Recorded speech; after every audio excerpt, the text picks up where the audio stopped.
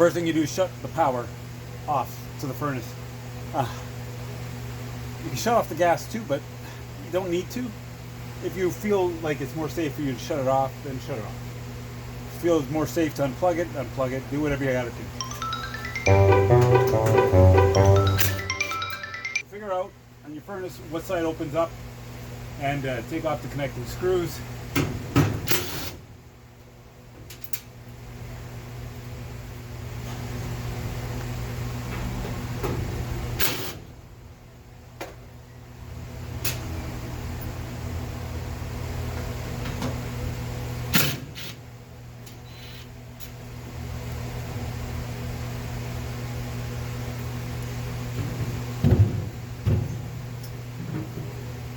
There you go. So I'm going to blow out this section. This is all the control section. And what I'm concentrating on is getting the dust out of the motors and the moving parts. Like there.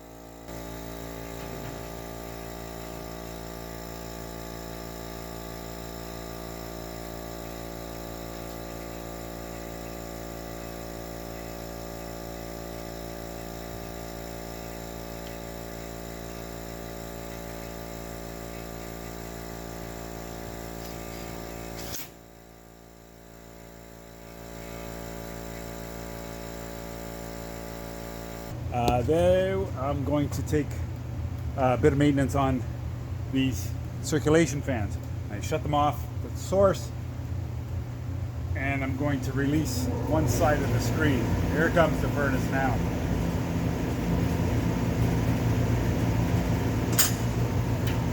Using a screwdriver, you just release them one at a time. Over here, I'm not going to release that one. Then I'm going to open it like a hinge, like this. And not a bad idea. Okay. Now with the damp rag, I'm gonna just clean them all off, get the grime off, and the grease or whatever the heck's on there. It's not grease. It's in the air.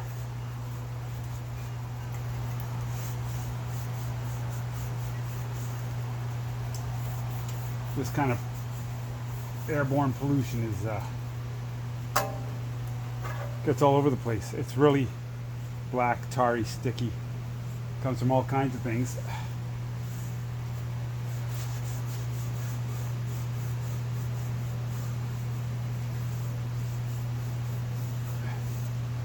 Yeah, I'm gonna work both sides.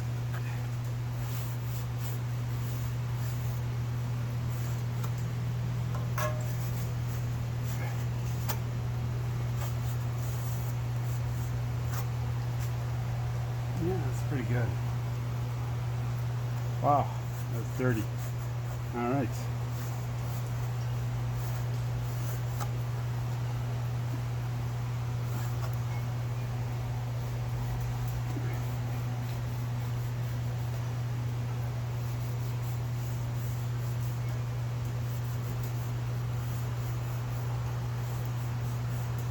Now, fortunately, these fans here, they're sealed motors.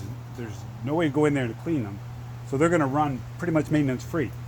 But keeping the blades clean significantly improves the efficiency of the motor so that you're using less wattage, you're using less power, it's costing less to operate the greenhouse.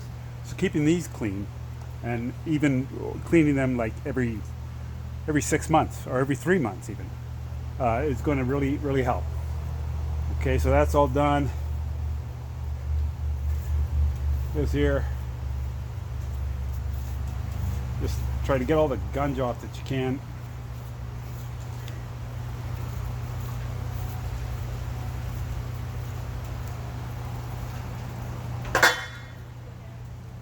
And then you put it back together. One thing I needed, I dropped it. Yeah.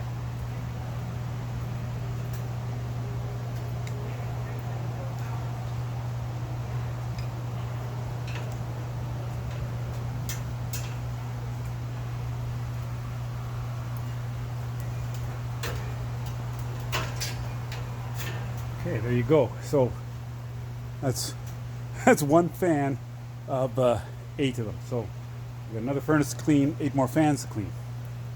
It's gonna be a long day. Good.